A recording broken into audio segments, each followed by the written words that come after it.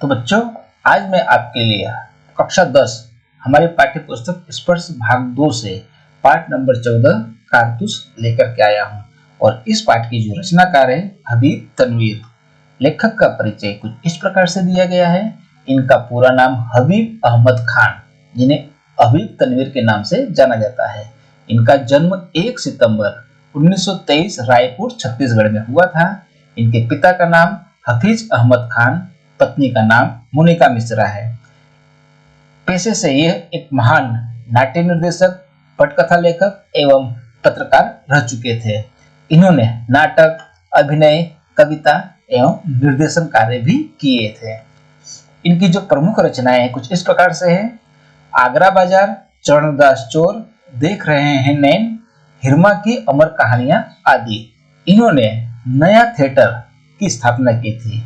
हमारी भारत सरकार ने इन्हें पद्मश्री, पद्म भूषण, संगीत नाटक अकादमी पुरस्कार से सम्मानित किया था। और इनकी मृत्यु 8 जून 2009 को हुई थी। आइए पाठ की शुरुआत करते हैं। पाठ है हमारा कारतूस। इस पाठ में जो मुख्य पात्र हैं वो है कर्नल, लेफ्टिनेंट, सिपाही एवं एक सवार। पाठ कुल मिलाकर के हमारा 5 मिनट के आसपास का है। और इस पाठ में जो बात की गई है वह सन 1799 की बात कही गई है। और इस नाटक का जो समय काल है वह रात का समय। और स्थान के रूप में इस नाटक को गोरखपुर के जंगल को ध्यान में रख करके इसकी रचना की गई है।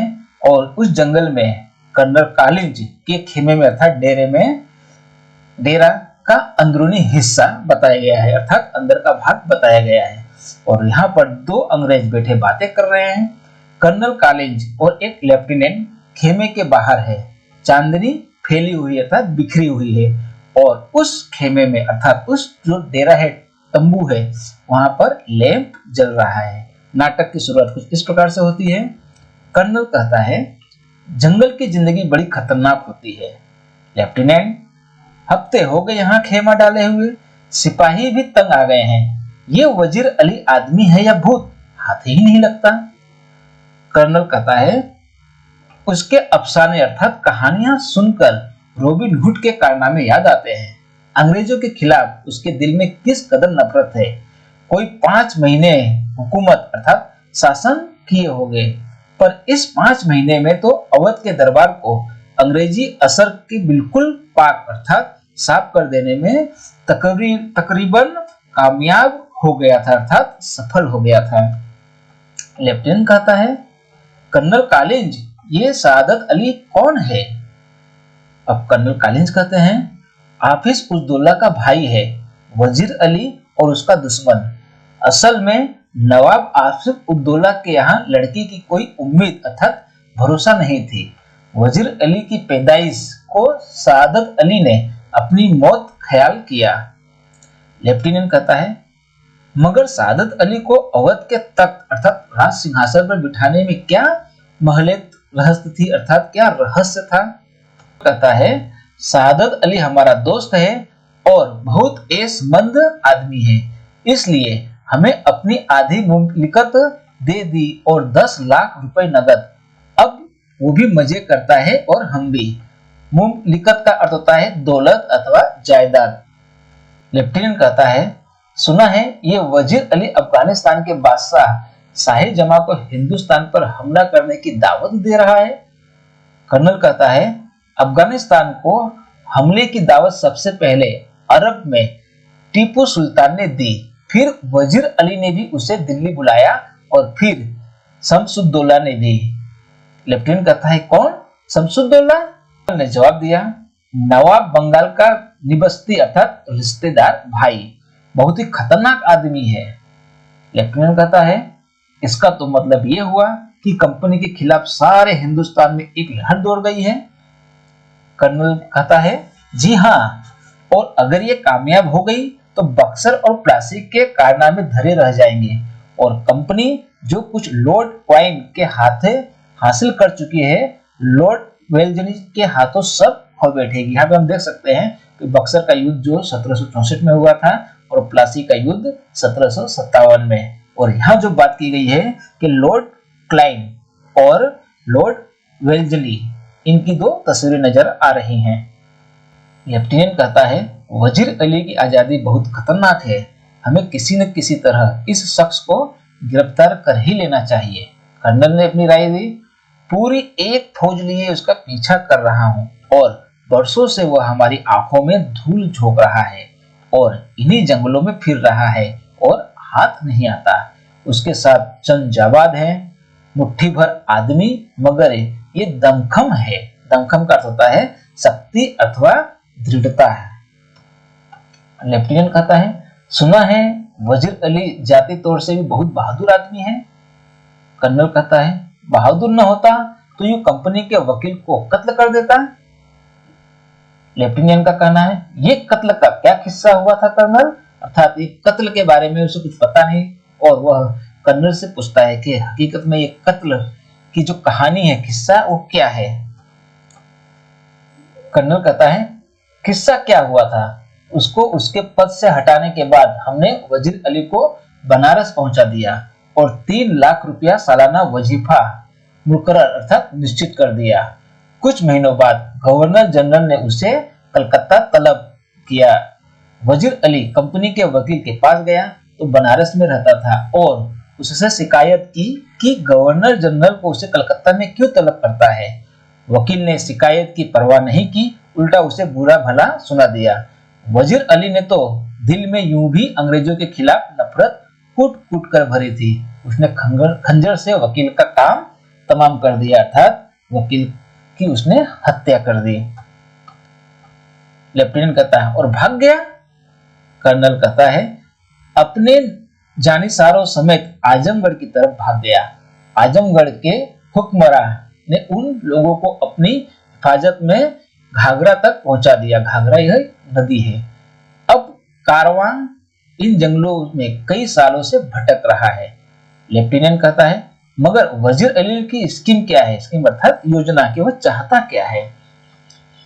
कर्नल कहता है, स्कीम यह है कि किसी तरह नेपाल पहुंच जाए, अफगानी हमले का इंतजार करे, अपनी ताकत बढ़ाए, सादत अली को उसके पद से हटाकर खुद अवध पर कब्जा करे और अंग्रेजों को हिंदुस्तान से निकाल दे। ये योजना वजीर अली की थी। लेफ्टिनेंट कहता है, नेपाल पहुंचना तो कोई ऐसा मुश्किल नहीं, मुमकिन है कि पहुंच गया हो। कर्नल ने कहा, हमारी फौजें और नवाब सादत अली खां के सिपाही बड़ी सख्ती से उसका पीछा कर रहे हैं। हमें अच्छी तरह मालूम है कि वो इन्हीं जंगलों में है। और एक सिपाही बड़ी तेजी से दाखिल होता है, अर्थात वहां पर प्रवेश करता है। कर्नल उठकर कहता है, क्या बात है।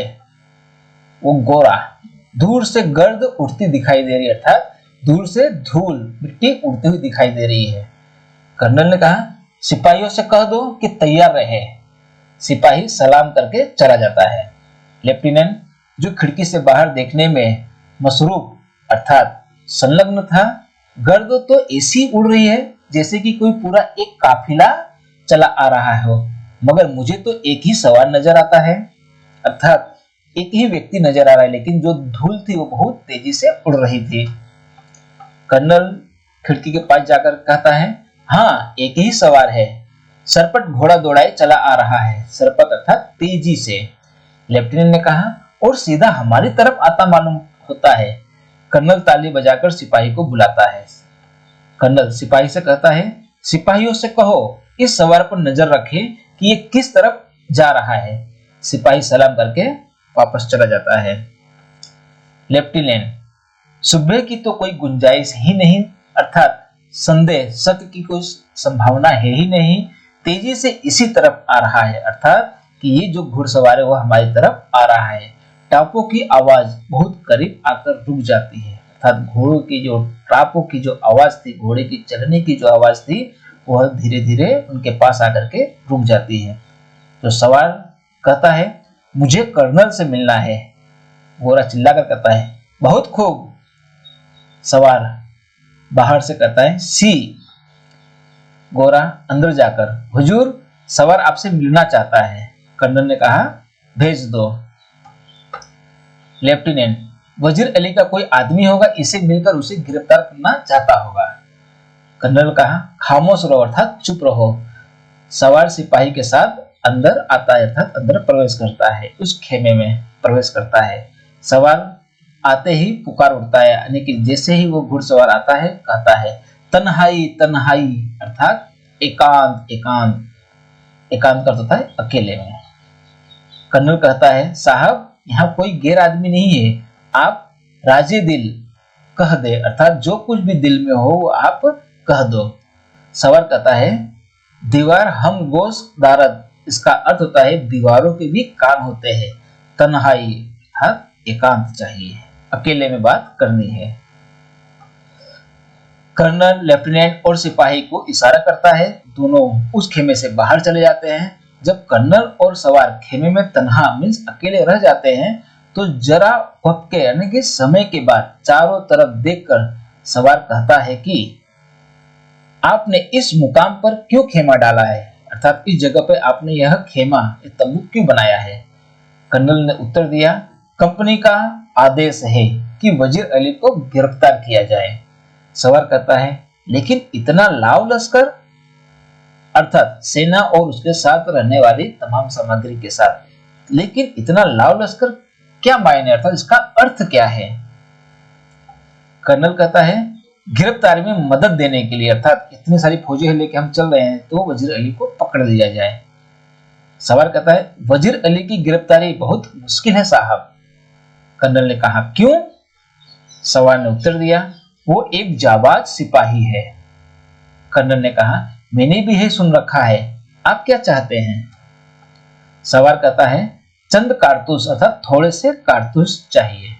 कर्नल ने कहा किस लिए? सवार कहता है वजीर अली को गिरफ्तार करने के लिए। कर्नल ये लो 10 कारतूस। सवार मुस्कुराते हुए शुक्रिया अर्थात धन्यवाद। कर्नल दबी आवाज से अपने आप से कहता है एक जाबाज सिपाही? कर्नल ने पूछा आपका नाम? सवार ने कहा वजीर अली। आपने मुझे कारतूस दिए इसलिए आपकी जान बख्श रहा हूं, अर्थात तुम्हें मैं माफ कर रहा हूं। यह कहकर वह बाहर चला जाता है। टापों का शोर सुनाई देता है, अर्थात घोड़े की चलने की आवाज सुनाई देती है। कर्नल एक सन्नाटे में है, हक्का बक्का सा खड़ा है कि लेफ्टिनेंट अंदर जाता है। लेफ्टिनेंट कौन था यह? तो कर्नल ने दबी आवाज से अपने आप से कहता है एक जाबाज सिपाही।